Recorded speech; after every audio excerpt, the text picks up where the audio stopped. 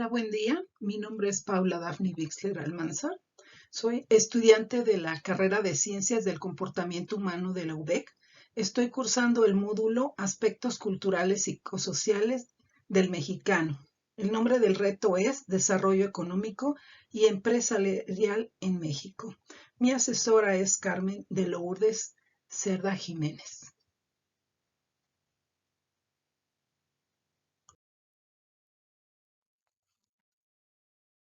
Las expectativas de la clase media en México.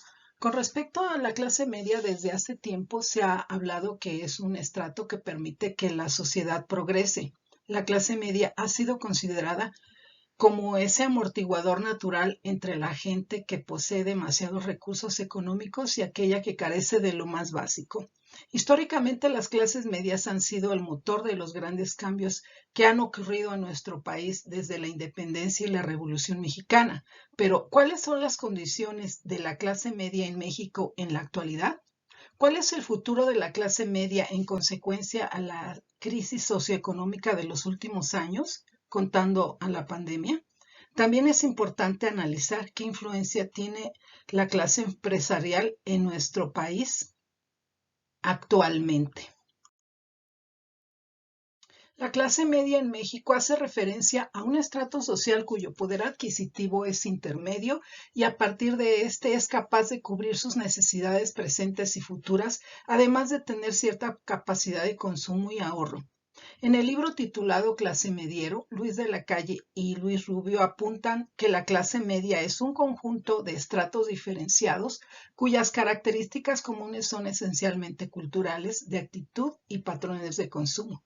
En México, el INEGI considera como clase media a aquellos hogares que tienen un acceso regular a bienes como la telefonía, el internet, luz, agua, tarjetas de crédito, alimentos, bebidas, fuera del hogar o vehículo propio. La condición de clase media no solo involucra una de carácter socioeconómico, sino también una de carácter sociocultural.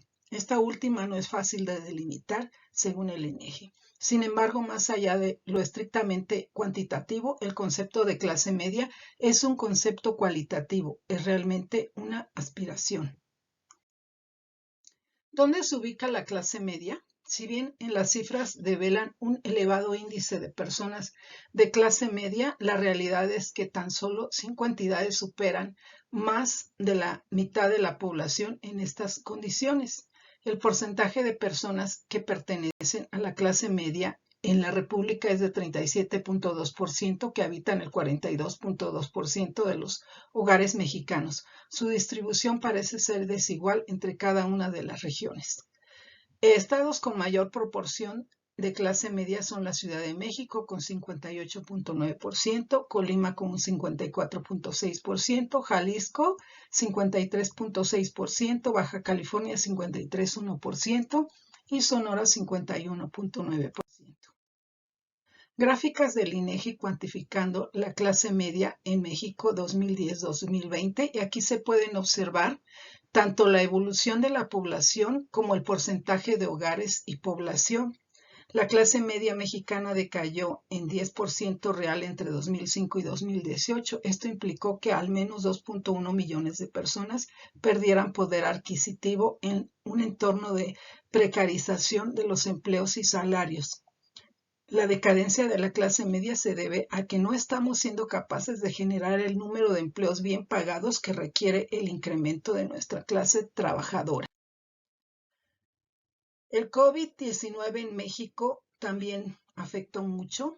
Vemos que la clase media también fue evolucionando y fue bajando del 2010 al 2020.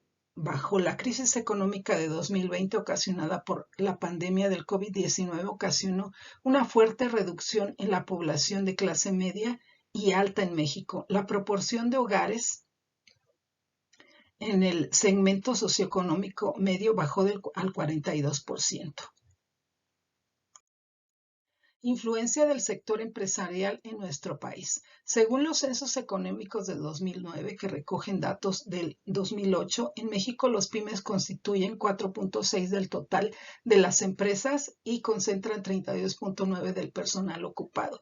Es decir, las pymes generan 1 de cada 3 empleos en México, en donde el 95.2% de las empresas están en el estrato micro y emplean el 45.6% del personal ocupado. Estos estudios realizados, aquí se ve la estructura empresarial, existe desde 2003, presentó un deterioro aún mayor hacia 2008. Los resultados confirman que el estancamiento económico tiene como una de sus principales causas directas la insuficiente inversión en capital físico. La cultura organizacional de las empresas está fuertemente influenciada por la cultura nacional, la cual se hace visible en las características de las organizaciones. Dimensión social de las empresas. En febrero de 2020, el Consejo Coordinador Empresarial, junto con más de 150 organizaciones y empresas, presentaron los principios de dimensión social de las empresas, elaboraron compromisos que las empresas asumen con la sociedad, sus colaboradores, el medio ambiente.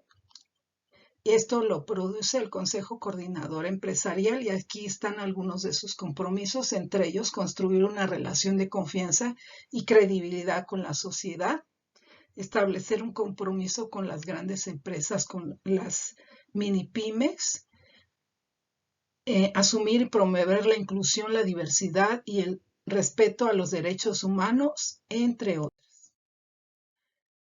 El impacto de las empresas en el sector empresarial genera un impacto en la vida personal, política, económica y social de la región del país. Por lo tanto, las empresas tienen obligaciones, responsabilidades, derechos y realizan acuerdos entre el empleador y el empleado. Obligaciones de las empresas son legales, fiscales, laborales. Asimismo, tienen que cumplir con los principios y derechos fundamentales acordados por la Organización Internacional del Trabajo.